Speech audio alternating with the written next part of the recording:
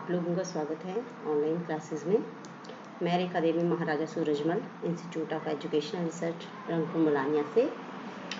जैसा कि हम लोग पढ़ रहे थे क्लास 10th के सब्जेक्ट हिंदी के बारे में, जिसमें हम लोगों ने कुछ लेसन्स पहले किए थे। आज हम लोग बात करेंगे लेसन भिक्षुक की।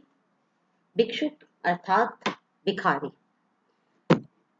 इस पाठ के अंदर हम लोग भिखारी की दशा के बारे में जानेंगे कि उसकी दशा कैसी होती है।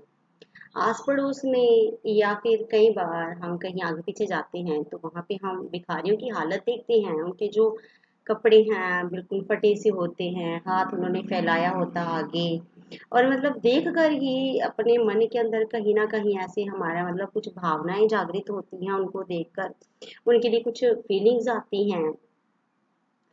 तो वो सारी फीलिंग्स कैसी हैं वो तो हमने सभी ने महसूस किया है। तो आज हम एक दृश्य के रूप में या फिर एक कविता के रूप में आज इसको पढ़ेंगे। चलिए हम स्टार्ट करते हैं। सबसे पहले है इसका सार। तो ये जो कविता है ये लिखी गई है सूर्यकांत त्रिपाठी निराला जी द्वारा। इसमें कवि ने भिक्षुक की हालत को बहुत ही करुण रूप से हमारे सामने प्रस्तुत किया है। ये बताया है कि उसको पेट पर खाना ना मिलने के कारण हालत उसकी बहुत ही कमजोर हो गई है और वो मन में कहीं ना कहीं पछताता हुआ रास्ते पर भीख मांगने के लिए आता है। और कहते उसके साथ उसके दो बच्चे भी हैं जो अपने पेट पर हाथ रखते हुए और एक हाथ आगे बढ़ाए हुए ये दर्शाने की कोशिश करते हैं कि वो काफी समय से भूखे हैं और वो भूख मिटाने के लिए कुछ ना कुछ मांग रहे हैं। लेकिन कहते कि हम लोग क्या करते हैं, अगर भिखारी हमसे कुछ मांगता है तो उल्टा हम उसको कुछ ना देने की बजाय उसको चार बातें सुना देते हैं। तो ऐसा ही है, क्योंकि जिनसे वो मांगता है उसके लिए तो वो भगवान है, भाग्य विधाता है। लेकिन कहते हैं उनसे भी उसको सिर्फ नफरत ही मिलती और कुछ नहीं, और उसको सिर्फ अपने आंसू ही पीने पड़ते हैं। अब उसे कहीं से खाना नहीं मिलता, कहीं से कुछ नहीं मिलता, तो वो परेशान होकर क्या करता है, वो सड़क के ऊपर कोई जूठी पतले पड़ी हैं उनको उठाने का प्रयास करता है। लेकिन वहां पे जो आगे पीछे कुत्ते घूम रहे हैं वो भी उससे छीनने के लिए तत्पर खड़े हैं। तो कहने का मतलब कि भिक्षु की इतनी बुरी हालत है कि कुत्ते भी उसके साथ अड़ने को तैयार हैं। अब आगे इसकी पहली प्रसंग व्याख्या। कहते वे आता दो टूक कलेजे के करता पछताता पथ पर आता, पेट पीठ दोनों मिलकर हैं एक, चल रहा लकुटिया टेक, मुट्ठी भर दाने को भूख मिटाने को, मुंह फटी पुरानी झोली को फैलाता, दो टूक कलेजे के करता पछताता पथ पर आता।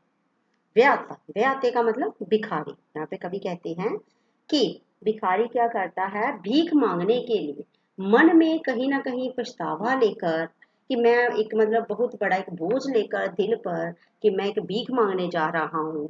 तो कहते वो पछताता हुआ पथ पर आता है, अपने कलेजे के अपने मन के टुकड़े करता है, फिर वह रास्ते पर भीख मांगने के लिए आता है।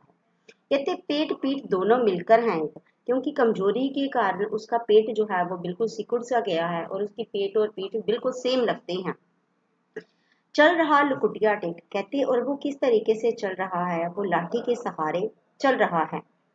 लकुटी होती है लाठी। मुट्ठी भर दाने को भूख मिटाने को। कहते सिर्फ कितना, थोड़े से अनाज के लिए और अपनी भूख को मिटाने के लिए वो अपनी मुंह फटी पुरानी झोली को फैलाता है। कहने का मतलब कि उसके जो वस्त्र हैं वो भी फटे हुए हैं, उसकी झोली भी फटी हुई है और वो उस फटी हुई झोली को आगे फैलाता है भीख मांगने के लिए। दो टूक कलेजे की करता पछताता पथ पर, और कहते वो पछताता हुआ वो सड़क पर आता है। साथ नेक्स्ट है, साथ दो बच्चे भी हैं सदा हाथ फैलाए, बाएं से वे मलते हुए पेट को चलते और दाहिना दया दृष्टि पाने की ओर बढ़ाए। भूख से सूख होंठ जब जाते, दाता भाग्य विधाता से क्या पाते। घूंट आंसुओं के पीकर रह जाते, चाट रहे जूठी पत्तल वे कभी सड़क पर खड़े हुए, और झपट लेने को उनसे कुत्ते भी हैं अड़े हुए। अब यहाँ पे कवि क्या कहते हैं उस भिखारी के साथ दो बच्चे भी हैं, और वो बच्चे भी क्या करते हैं, वो बाएं हाथ से पेट को मलते हैं और दाहिना हाथ आगे फैलाते हैं भीख मांगने के लिए।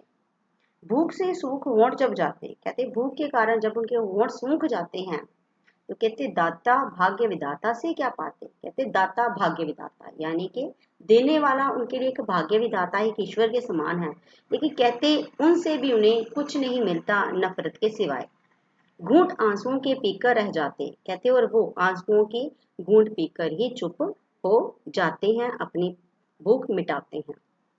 चाट रहे जूठी पत्तल वे कभी सड़क पर खड़े हुए, और कहते जब वो बेचारे विवश हो जाते हैं, तो विवश हो जाने के बाद वो सड़क पर पड़ी हुई जूठी पत्तल को चाटने का प्रयास करते हैं, उठाते हैं उसको, लेकिन झपट लेने को उनसे कुत्ते भी हैं अड़े हुए। लेकिन कहते जैसे ही वो उस जूठी पत्तल को उठाते हैं, उसके आसपास कुत्ते भी उनसे वो झपट लेने के लिए, उससे वो छीन लेने के लिए खड़े हुए हैं। तो इस तरीके से कवि ने यहाँ पर भिखारी की दीनहीन दशा का वर्णन किया है, और इसकी जो भाषा है वो बिल्कुल सरल है, अनुप्रास अलंकार है इसमें, और ये चित्रात्मक है। चित्रात्मक का मतलब कि बिल्कुल अगर हम एक इमेजिनेशन करें तो हमारे सामने बिल्कुल भिखारी का एक भिखारी की तस्वीर सामने आ जाती है, उसको हम इमेजिन करके सारा कुछ देख सकते हैं।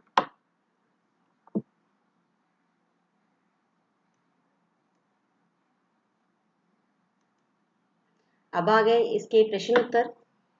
पहला प्रश्न है, पेट पीठ दोनों मिलकर हैं एक, कहने से कवि का क्या आशय है। कहते पेट और पीठ दोनों मिलकर एक है, कवि का इसका क्या अर्थ है। कहते इस कथन से कवि का अभिप्राय ये है कि भिखारी को कभी भरपेट भोजन नहीं मिलता, भूख के कारण उसका पेट जो है वो सिकुड़ जाता है, पिचक जाता है, और उसके पेट और पीठ दोनों एक हो जाते हैं।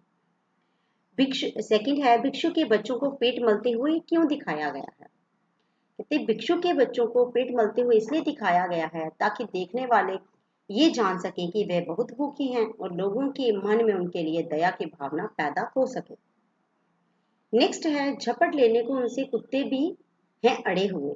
इस पंक्ति में कवि के कहने का क्या आशय है। अब झपट लेने को यानी कि छीन लेने को, तो कहते हैं इसका क्या मतलब है। जूठी पत्थल को लेकर भिखारी तथा कुत्ते के बीच संघर्ष दिखाकर कवि ने भिखारी की दयनीय दशा की ओर संकेत किया है। यहाँ पे ये बताया कि इतनी बुरी हालत है उसकी भिखारी की कि उनसे जूठी पत्तल को छीनने के लिए भी कुत्ते खड़े हुए हैं। तो कहते मनुष्य की इतनी बुरी हालत हो ही नहीं सकती। उसके बाद भिक्षु कविता का केंद्रीय भाव है। भाव अपने शब्दों में लिखिए। भिक्षु कविता के कवि ने भिखारी तथा उसके दो बच्चों की दीनहीन दशा का चित्रण किया है। विवशता तथा भूख ने भिखारी को इतना दयनीय बना दिया है कि जूठी पत्तल के लिए भी उसे कुत्तों से संघर्ष करना पड़ता है। ऐसा दृश्य देखकर पाठक का मन जो है वो सामाजिक विमर्शता के प्रति विद्रोह की भावना से भर उठता है। तो इस तरीके से आप लोगों का भिक्षुक अध्याय जो है वो समाप्त होता है। धन्यवाद।